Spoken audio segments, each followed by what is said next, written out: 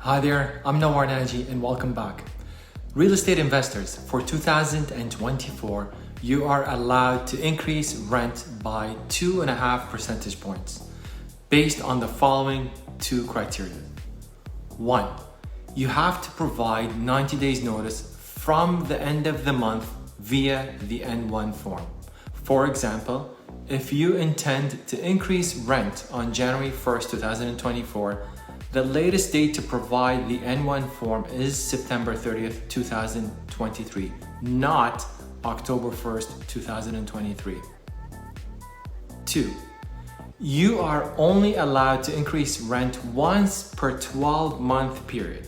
For example, if the landlord has increased rent by 2 percentage points in July 2023, they'll have to wait till July 1st, 2024 to increase rent by up to 2.5 percentage points with the N1 notice no later than the end of March 2024. Before I get into the rent control exemptions, if you enjoy this content, subscribe and give this video a like. Here are two exemptions to rent control. 1.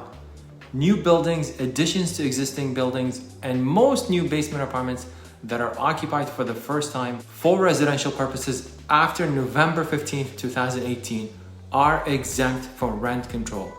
For these rental units, the N2 form is to be used. 2. The guideline does not apply to certain types of units, including community housing units, long-term care units, commercial properties, and vacant residential units. Once the tenant moves out, the landlord can reset the rent to current market value at that time. You are not obligated to set the rent per rent control. You can set it to whatever the market can bear at that time. As a landlord, you do not have to increase rent by the full 2.5%. Every scenario is unique.